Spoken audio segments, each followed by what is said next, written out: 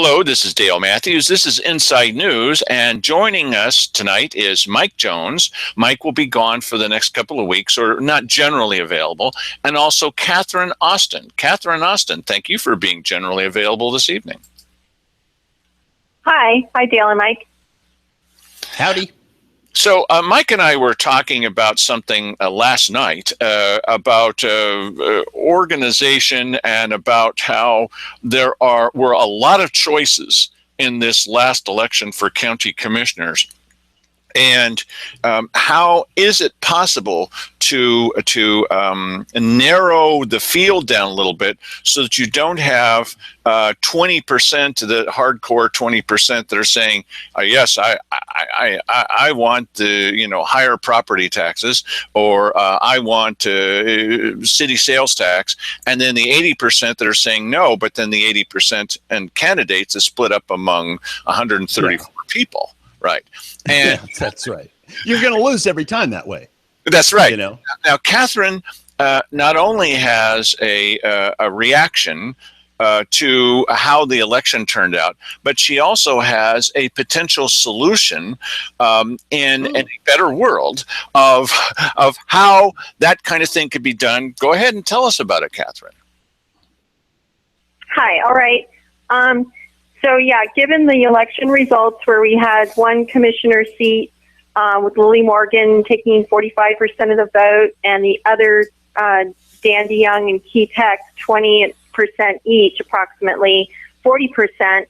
And those people essentially representing more big government, they already are in government, it occurred to me that there's still a majority of voters, 50 to 60% respectively, that aren't voting in that direction and who are voting for alternatives. And I think a lot of those people probably are representative of rural Josephine County and would like to see government limited to the essential functions, more accountability and transparency, et cetera, and have concerns that contrast to these candidates. And I think that the best way for the people to be effective in getting a representative for their voice and their concerns into county government would be if we could organize in some way a countywide group, like a political party, political action committee kind of organizing that would essentially set up a platform of key issues and hopefully endorse a candidate that would potentially be able to take the majority vote. One of the things I found about Catherine, Mike, is that she can really state things clearly. And she's done a good job of putting this forward. And another reason why her idea might be a real good one would be that there are many times the TV stations come over here from Medford and they say, well, where is the representative of X point of view? And there isn't any representative because it's grassroots. And grassroots takes you to a certain point, but maybe there's a need to do a little bit more organization and something like a platform and see how... apply to it.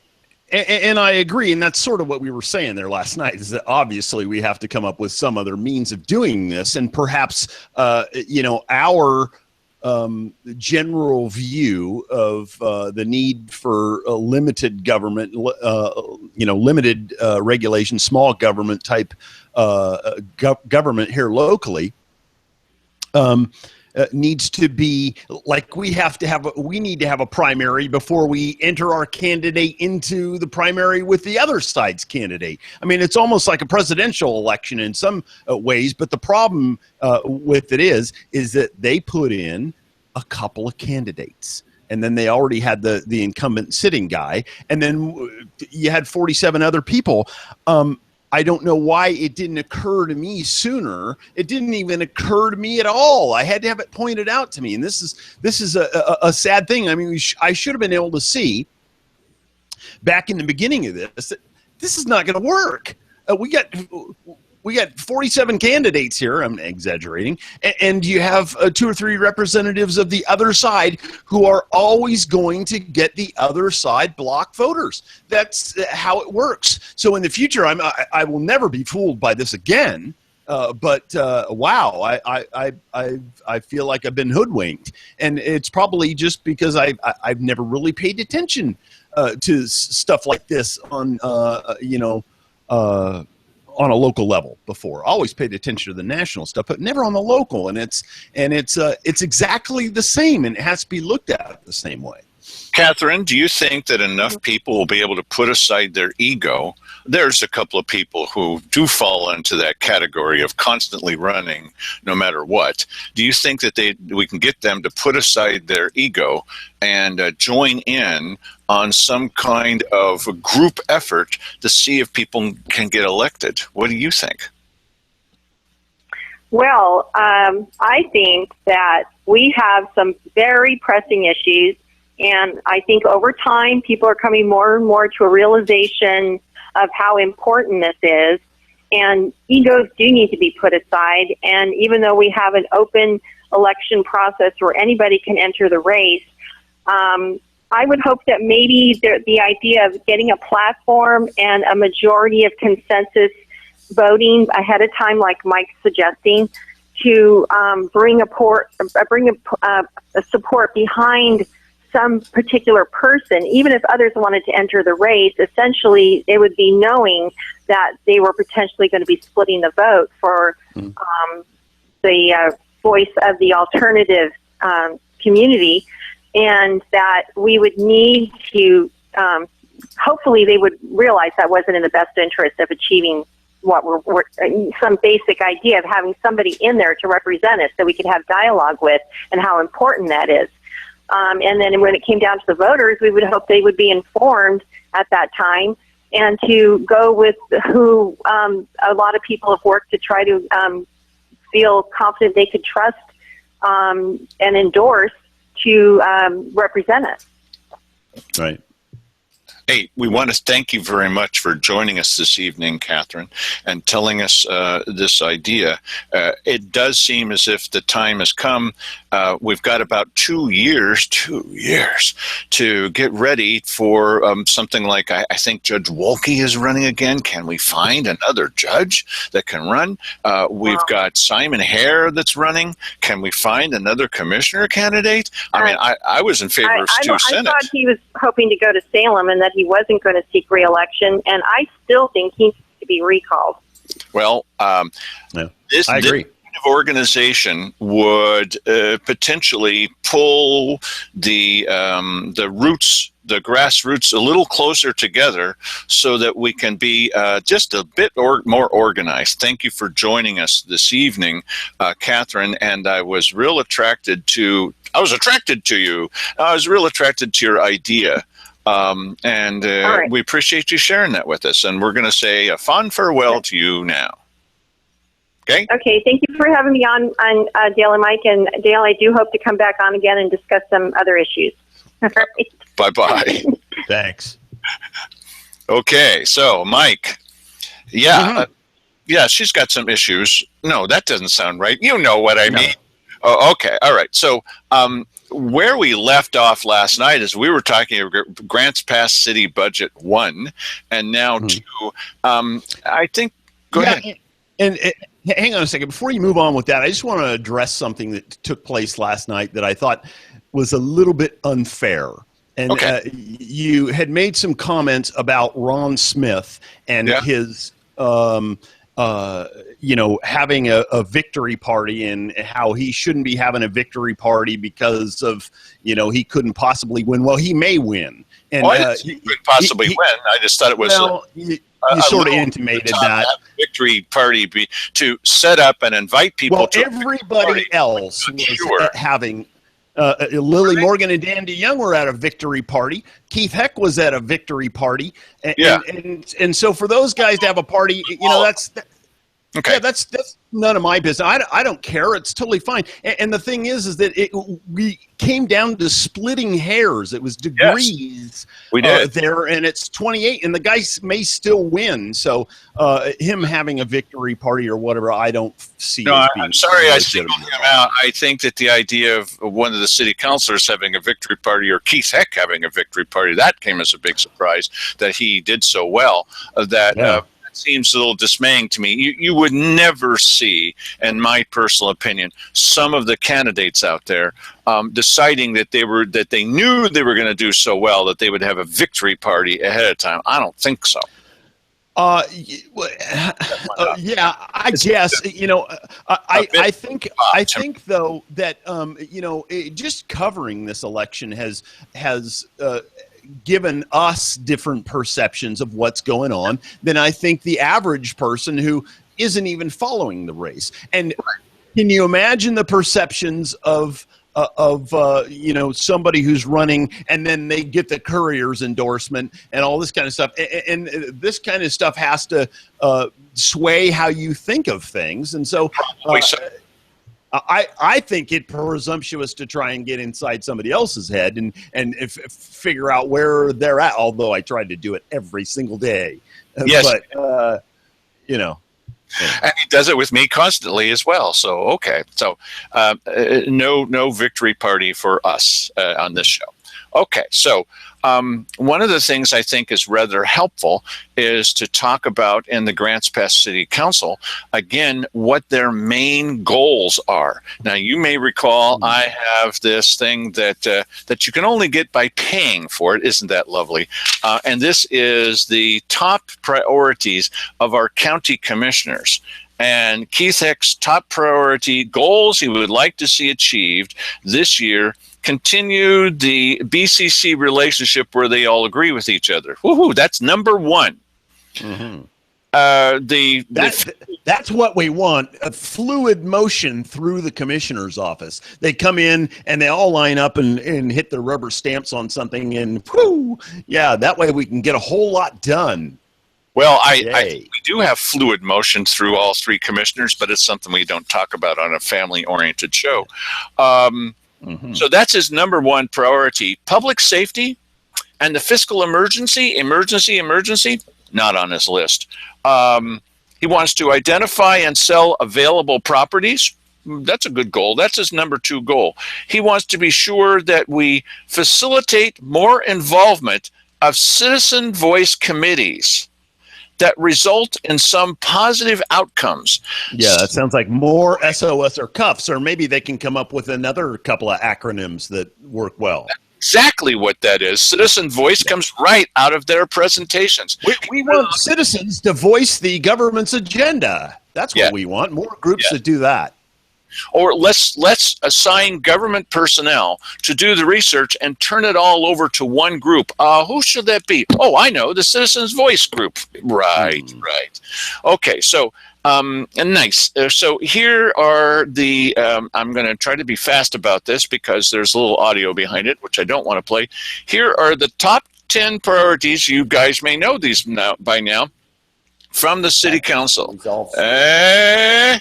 Okay, so what does that say? That says, partner with the community to provide homeless youth shelter services. Allen Creek Sports Park Complex funding. And then maintain necessary criminal justice infrastructure, jail, DA, juvenile, etc. And then some other things, okay. Oh, including lighting up downtown. So Allen Creek Sports Park, I'm sure that there are some people out there that just think Allen Creek Sports Park is one of the most important issues. Okay, and I'm not trying to demean you. Well, maybe a little. Okay, so you think is it the number two priority in the city? Really? It's number two above public safety? Allen Creek Sports Park complex funding? Yeah. Yeah, I don't know. That. Okay, so we're going to pick up where we were last night, and then either one of us can jump in anytime that we wish because it's our show, and we'll tell you what our various ideas are about these various subjects. So stand by to be various, Mike. Okay. Here we go, bud.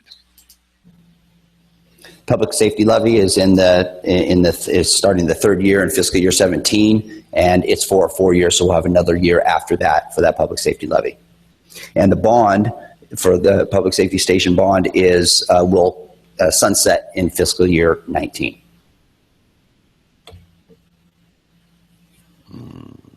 General fund revenues are the only discretionary revenues this in the entire city budget, shared by all general fund departments, including public safety, development, parks, capital transfers, and others. So what I mean by that is general fund dollars is like a two-way street. It can stay in general fund. You can technically do a lot with general fund dollars. It can go to all sorts of different places. Your enterprise funds can't go anywhere but your enterprise fund. So if you've got your water bill, you've got a sewer bill, you've got a utility bill that has a breakdown of a number of special revenues.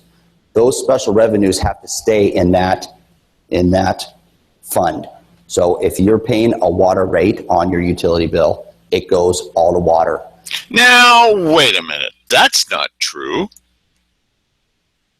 Because you pay a transportation charge if you live in the city on your water bill. What does that go to? And we've talked about this before when I first. Yeah, that's confusing. What does transportation charge mean? Yeah, is it because they're transporting the water to us through the pipes? That's what I wondered. Is it because you have to tear up the streets to get to the water pipes? No. Transportation, water bill, transportation, because you've got to put the pipes on the back of a truck and take them to the proper place, and you're transporting them. There's a special fund. No. What is it? Transportation. What could it possibly do with? You're not talking about like city buses or something. That's done by the county, right? Right. And why would that have anything to do with your water bill? Right. So that's of course, why would your jail funding have anything to do with your water bill either? But it does. Right. So what in the world can transportation mean on your water bill? Now, we've talked about this before, and sometimes it just sort of drifts away because it's so arcane. The language of it's so strange. So I asked him, and I went through like 5 different things that, it was getting crazier and crazier and further away from common sense. What does transportation mean on your water bill? Glad you guys are thinking about it. So what it means is it means nothing. It's just a word. It's just a word. They decide to call it transportation. They could just as easily have called it rutabaga. It doesn't mean anything. Okay. So what is it used for? Well, it's used for, it goes into, and he just said that it can only go to that. Oh, is that true? Well, what does it go to? It goes to things like the jail. The jail? What does that have to do with your water bill? I asked. And the answer I got was, people have to pay their water bill or we turn it off. Yeah. And they don't want to put out extra money for certain things. Yeah. They get to choose, right? Well, it's really better if they don't get to choose. So we put it on their water bill so they have no choice but to pay it. Okay. Therein lies our entire problem. Yes. And it's better if they don't get to choose. I mean, I think that encapsulates the whole problem, be it city, county, state, or federal. It's all that. That's exactly right. That's what it all comes down to. That is one of the main purposes of this show, is to point out to you, and we're not making this up, to point out to you that what he just said, and maybe if you switch the 2 words, it means something totally different. No, it doesn't. You're fooling us, okay, by saying this kind of stuff. If they don't want you to question these kinds of things. I mean, I'm questioning, and what the heck is this supposed to mean? Well, if they wanted you to know, they wouldn't call it the transportation charge on your water bill, now would they? No, they wouldn't. If RCC wanted you to know that no matter how you voted, it only really counted what Jackson County says, then they would have told you in the voters pamphlet, wouldn't they? Yes, I suspect they would have. Yeah. If they wanted you to know, which they don't want you to know. And so you're wondering, it's better if you don't know. Yes, it's better if you don't know. Yes. I think they've come to that conclusion that it's really better if you don't know. Well, the same thing with the city branding project and with the commissioner's decision that we're in an emergency and we're doing these things that just don't make any sense. So I think they've been at this place for a while. We're just catching up at this point and going, Okay, I understand. That's what the agenda is. Now I'm on page 1. Okay, now I can track with you guys because now I understand how you work. Right. So what we try to do, and you help us with, is we try to tell people, well, look, here's what they said. Does that make any sense? No, that doesn't make any sense. Gee, that seems interesting. Aha! That's the point at which we all become involved and say, now, why are they saying that? And it doesn't, and after you eliminate the possibilities, all that's left is, improbable as it is, and we find it's not improbable here, is they just don't want you to know, which is why they call it a transportation charge on your water bill. Mm-hmm. There's no transportation. I'm all clear now. Yeah. Yes.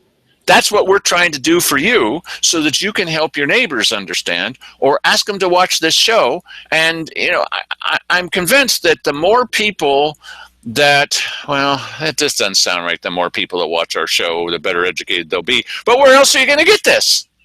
Well, you have to get educated on what's going on in local government from someplace. And, if you have another venue, then please let us know. We'll put up our email address here. You can tell us if there's a better place to. Now, listen, there is a better place. There really is a better place to get educated about what's going on in local government. You can go to every one of these meetings like Dale does with a video camera. You can, study all the paperwork. Like we both do. Right. And so you could do that. Or, I think considerably easier to tune into the show from time to time to find out what's going on or what if there's a hot issue or something. We'll probably be talking about, if there's a hot issue, we'll probably be talking about it for a week straight. And we play back the videotape for you so that you know that we're being straight with you, and you can see them say it in their very own words. And then those of you with a memory, and most of you do have a memory, some don't. Okay, you know that to be the case, and then you can say, "Yeah, I remember seeing that," because it's hard to remember sometimes some of the things that Keith Heck said, or even more, some of the things that Simon Hare has said. It's just hard to, because some of them are so outrageous. And Cheryl Walker, wow. Okay, and it's really helpful. It's very helpful to remember what the 4 and maybe 5, 4.5 candidates for commissioner actually had to say. That'd be Lily Morgan.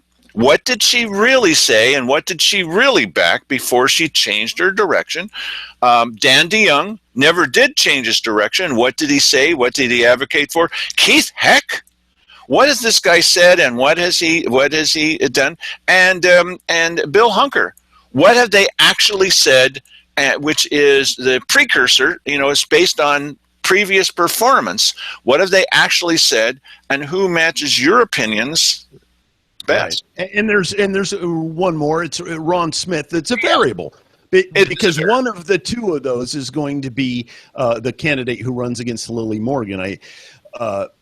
We won't know until like June 6th or so. Yes. D-Day. Why do we have to wait till D-Day to find out? Yes, well, because we're going to have to. Perhaps it's appropriate. Yes, right, and we can only hope that no Messerschmitts are flying above us. Yes. Right. Okay, so back to Aaron Kubik, who's explaining to the Grants Pass City Council. He's giving his budget message for 2016. Mm-hmm. You don't have the authority. Council doesn't have the authority to take that water resource and spend it in parks. It has to stay with water. Yes. So but what can you do with the transportation? Our franchise right-of-way tax. You can have somebody else spend that. Yes. Yes, you can. Lovely. Okay. Why don't they just have, they could have a different word for every letter of the alphabet, and they could just add that on to whatever bill, if you're pulling a permit for something in the city, they could have the toilet seat charge, all kinds of different things. And then that money they could just throw into a slush fund and spend it for whatever they want to. Not that they don't do that already. I'm sure they do. Well, they bragged at this meeting about how it's been 134 years in a row or something for a transparent budget, and they win these awards. So many awards, all they have to do is put a button on there now, because the plaque is filled with awards. Right, and this is a perfect example of how transparent they're being. Yeah, you know what? I tend to think that the entity that gives out these awards is sort of in league with the non-transparency people, and they just go, well, you know, we're going to hand out these awards that helps you be non-transparent and get away with it because you're getting an award.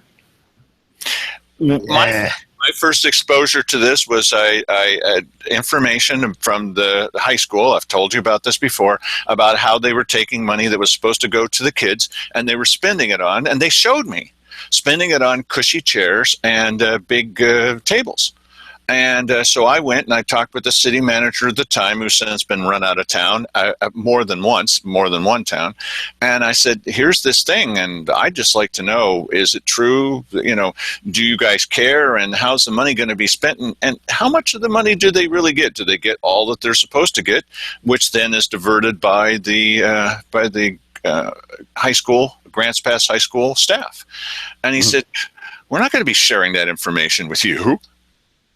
Well, really? Right. Well, so there's your transparency.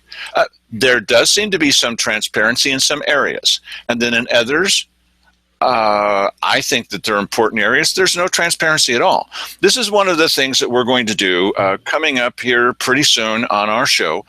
We have invited a number of the candidates who have made it through to the general election, or they will be in the general election, to come on and talk with us about a variety of subjects a couple of times a month. A couple of times a month doesn't sound very often, but it's every 2 weeks. So to come on with that, and if you're doing that with 3 people or something, that's a lot of content. That's a lot of content, and I'd like to find out from them, you know, okay, let me give you an example. So you're a county commissioner, and it's your 3rd day on the job, 3rd weekly business session, let's say, and Dale Matthews walks up to the podium, and he's got a question for you. What is this guy going to ask? What do you think he's going to ask? Well, one of the first questions I'm going to ask is, will you commit yourself? That ought to be done right away, but you know what I'm talking about. Will you commit yourself to making sure that we don't end up with maps that are black wording on a black background, that you actually post this is a very simple thing, that you actually post the minutes as they happen, and you give us the documentation that you're required by law to give us, and that you pass the word on to the various committees that they have to follow the law, which they're not doing, and they're in violation of the law every month when they meet. Now, why so specific? Because this is one of those 0 or 1 things. This is a yes or no. Are you actually doing? And it's really obvious because you have the document in front of you that they say, well, we've done it, or you don't. And then that leads on to the next thing is, are you going to be transparent, and are you going to obey the law, or are you not? You start with something very, very specific that's easily checked. Will you make the documents available to us? Right. Now, of course, they're all going to say, well, yes, of course. I'm not going to ask them, are you going to be transparent? It's too general. I want specifics. Right. Will you be transparent in doing this thing? And if they can do that, one, will they continue? Because Simon Hare was the main person that decided they were not going to do this, And if it continues, then maybe we can go on to the next subject. But you have to have information before even we can tell you about it. Mm-hmm. And I think probably their concern, like, I mean, here I am putting myself behind Simon Hare's eyeballs to speculate about this, that you know, when you put too much information out there, it allows the citizens to get involved and muck up the works and slow things down that you want to actually get done. And so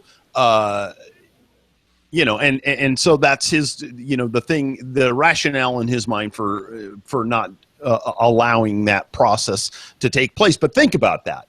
You know, And people quite often say, well, we want a Congress that gets things done.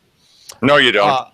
No, you don't. You don't want a Congress that gets things done. I don't even think you want commissioners that get things done. Let's do as little as possible, and the things that we do, so then you can concentrate on the things that we all agree upon, and there are a small number of very important things, and only do that, nothing else. Now, we've had this discussion and small debate constantly, and my main concern is, are you going to agree and actually do it, to follow the law, state law? You held up your hand. You swore to do it. You swore on the Bible that you would do this.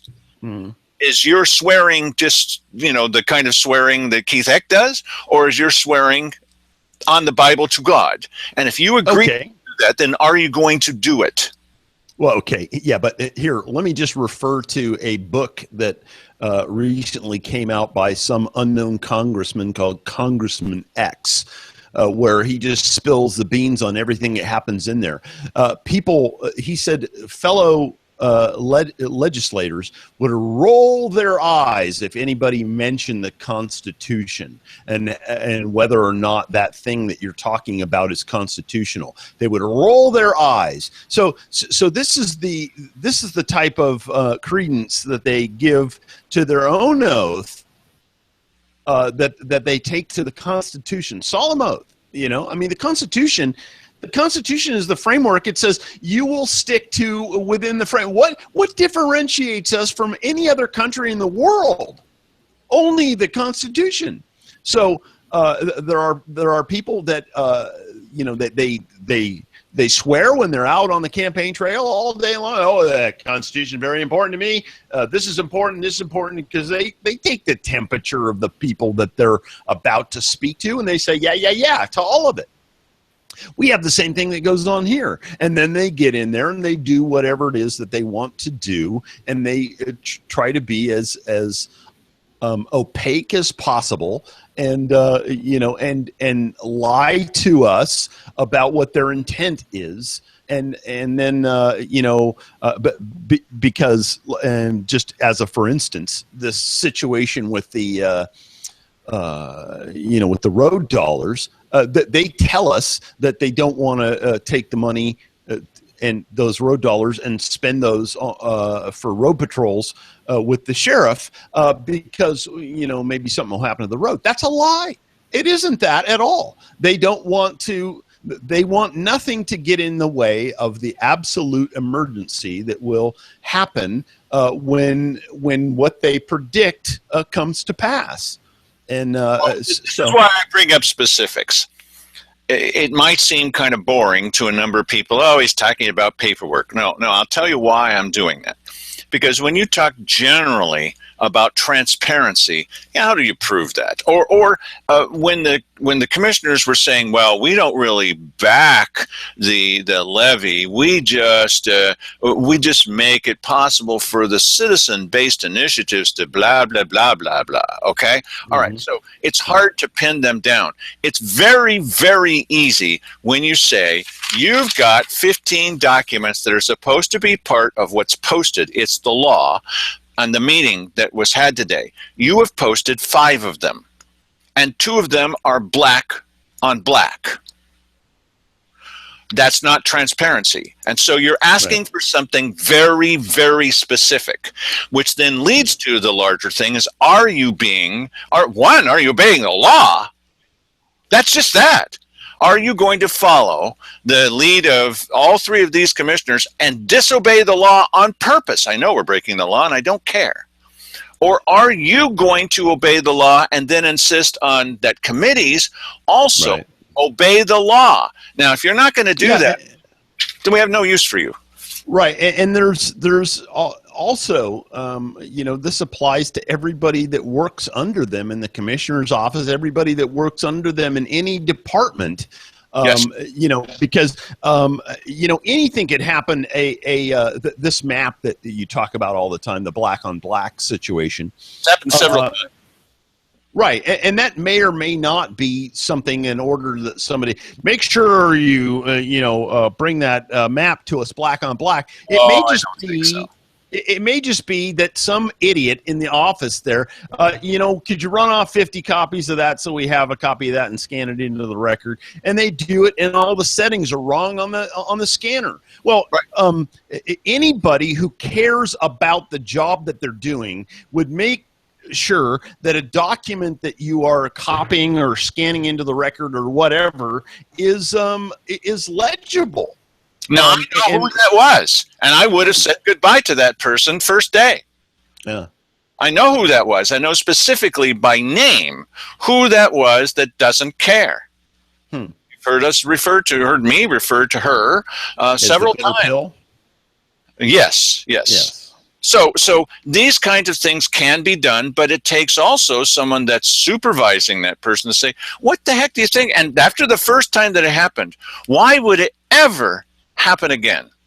Right, it shouldn't happen again, because you would hope that as their superior, somebody would say, hey, listen, you know what? Don't do that. I'm looking at this here. Is this what you think the citizens want to see? Do you think this tells them anything? What does it tell you? Here, you read this paper and you tell me what that tells you about this map. Absolutely nothing. It's a mere representation. It's a token saying, yeah, this is that map. That's all it is. It's a toner. Right. It's ridiculous. And why? I mean, is this the caliber of people that we're paying $60,000 a year to? Yes. That's the problem. I mean, if you think, this is our problem with government, period, that somebody who makes $60,000 a year scans a document that looks like that and thinks, I have done my job. Right. Wow. Now, we talked about something coming up on June 6th, D-Day. That's the day that we grabbed the beaches in France, in Normandy. Mm-hmm. I believe that if we can get the new commissioners, to agree that they're, one, simply going to obey the law, this is a big victory. I mean, that's a beachhead. Now, we can still be tossed back into the sea, but if we can get them to agree to obey the law on something that's easily checkable, mm-hmm. That's not the end of the fight, for sure. We're not in Berlin yet, but we're on the way. Right. Obey the law. And the law is easy to obey. I mean, you just provide the documents. That's all. You swore you would do so. You have not done so. We bring it up with you constantly. You still just kind of laugh about it and don't, we'll do better from now on, and then don't. If we can get them to obey the law, which is the reason to have these kind of, I don't know what he's going to ask me. Well, one of the questions that I'm going to ask you and Mike's going to ask you is, will you agree to obey the, of course. No, wait, before you answer, you'll have to do this. Well, aren't we doing that? See, they don't know. Yeah, I think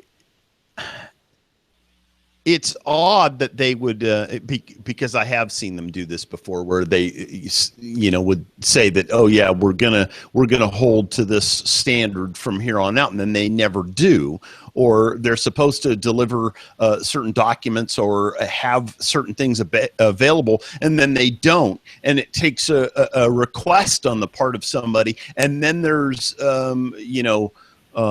stonewalling for months, and you're right, you have to pay for it. You shouldn't have to pay for it. You shouldn't have to. I mean, for crying out loud, it ought to be posted online where everybody can see it and print out a copy if they want to. That's ridiculous. It's ridiculous. I agree. Which is another why I would have said goodbye to the fellow that's in charge of finance, the finance director, Arthur O'Hare. Would have said goodbye to that guy, because he has said in the past, well, I'm going to do this and this. Oh, you want that? Commissioners say, put this up on the, I'll definitely do that. And then it doesn't happen. It doesn't happen. It doesn't happen. They ask him again. It doesn't happen. It doesn't happen. They know it's not happening. Okay, so that's the main question to ask these candidates that are hoping to get in. Will you do the bare minimum on just obeying the law and feeding back to, and there's a way that you can obey the law, and one is to post these things when you're supposed to, and to ask your committees to do so. But it's going to take some kind of guts to do that, because you've got a committee, the airport committee or some other kind of committee, and they don't post, they don't put up their agenda ahead of time. Or I ask to be on the list and I keep being taken off the list, okay? And then when they do post the agenda, it's real general, like the LPSC committee, old business, new business, close of meeting. This is not an agenda, guys. And you know that it's not an agenda. And then where's the minutes from the last meeting? Oh, minutes from the last meeting? You're required to do it by law. We'd like to know what happened. Especially, you know, how many people remember what LPSC means? And maybe you want to know what they talked about last time or what they talked about this time. How are we supposed to do that if we don't have the thing printed out for us? Well, nobody's ever asked, you know, it's the law. You're LPSC. You're Public Safety Coordinating Council. You would think that surrounded by nothing but law enforcement people, you would think that they would be concerned about, oh, I don't know, obeying the law. They're not. If they were, they'd do it. Yeah, it's true. So those are the kinds of questions I'd want to ask these guys. Will you commit yourself to do this? And well, you know what they're going to say. Well, of course, I commit myself twice on Sundays. Are they actually going to do it? Now, this will be recorded. And so here you are saying you were going to do it. Here it is at the meeting. You said you were going to do it again. Here it is, the third meeting, and you haven't done it. Why are you not doing it? And we can only hope that for the first 6 months, maybe, they might be a little embarrassed by the fact that they said they were going to and didn't.